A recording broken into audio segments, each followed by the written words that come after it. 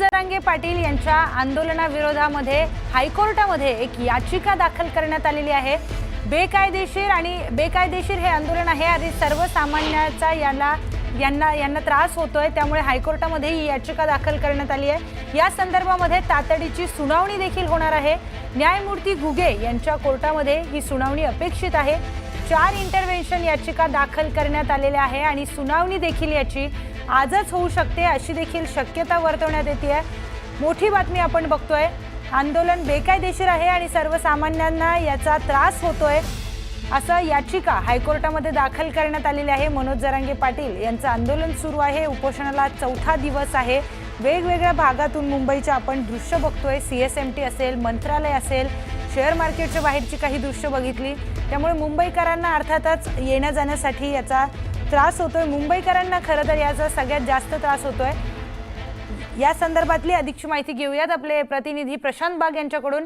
प्रशांत, हायकोर्टामध्ये याचिका दाखल झाली आहे, काय सविस्तर माहिती? प्रियंका, आपल्याला माहिती आहे की ज्या पद्धतीनं वेगवेगळ्या प्रकारचे आयोग सदस्य याकरता आलेले, कायदेशीर लढाई सुरू असताना मग रस्त्यावरची लढाई का आणखी मुंबईकरांना वेठीस का धरलंय? गणपतीच्या दिवसांमध्ये सुद्धा ज्या प्रकारे आंदोलक फिरतात, हुल्लडबाजी होतोय, काही दुकानांवर सुद्धा धावा बोलला जातोय, धक्काबुक्की होते, असे अनेक वेगवेगळ्या प्रकारचे आक्षेप या याचिकांमध्ये नोंदवण्यात आलेले आहेत। व्यापारी संघटनेकडनं, व्यापारी महासंघाकडनं याचिका दाखल आहे। आणखी यासोबतच 3 इतर याचिका, इंटरव्हेन्शन याचिका सुद्धा दाखल झाल्या आहेत। या 4 दाखल असलेल्या इंटरव्हेन्शन याचिकावर तातडीची सुनावणीची मागणी केली आहे। न्यायमूर्ती घुगे यांच्या कोर्टामध्ये आजच ही सुनावणी अपेक्षित आहे। खरं तर 9 तारखेला सुनावणी या पूर्ण याचिकांवर होणार होती, मंगळवारी सुनावणी घेतली जाईल अशा प्रकारचे संकेत देण्यात आले होते।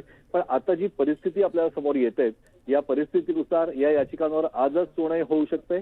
मनोज जरांगे पाटील यांचं आंदोलन जे आहे, या आंदोलनासाठी म्हणून सगळ्याच सरकारी यंत्रणा वेठीस धरल्या गेल्या आहेत, सर्वसामान्य मुंबईकरांना वेठीस धरलं गेलेलं आहे आणि याचा थेट फटका हा जनजीवन विस्कळीत झालंय, प्रभावित झालंय, असे गंभीर आक्षेप या याचिकांमध्ये नोंदवण्यात आलेले आहेत। या सुनावणीमध्ये मनोज जरांगे पाटील यांच्या वतीनं हायकोर्टातले ज्येष्ठ विधिज्ञ ॲडव्होकेट आशिष राजे गायकवाड हे सुद्धा युक्तिवाद करणार आहे। आपल्याला माहिती आहे की आशिष राजे गायकवाड हे कायद्याचे गाड्या अभ्यासू आहे आणि त्यांचे मुद्दे प्रभावी असतात आणि नेमकं काय होतंय जर आजच सुनावणी झाली तर हे बघणं अत्यंत महत्वाचं ठरणार आहे। मनोज जरांगे पाटील यांचं मुंबईतील आझाद मैदानात सुरू असलेल्या आंदोलनातला हा एक मोठा टर्निंग पॉइंट किंवा निर्णायक टप्पा आपल्याला नक्कीच म्हणता येईल। प्रियंका, निश्चितच प्रशांत, मोठ्या प्रमाणामध्ये हे जे आंदोलक आहेत हे गर्दी गोंधळ करतायत, त्यामुळे मुंबईकरांना त्रास होतोय। या संदर्भातील याचिका हायकोर्टामध्ये दाखल करण्यात आली आहे। प्रशांत, धन्यवाद आपण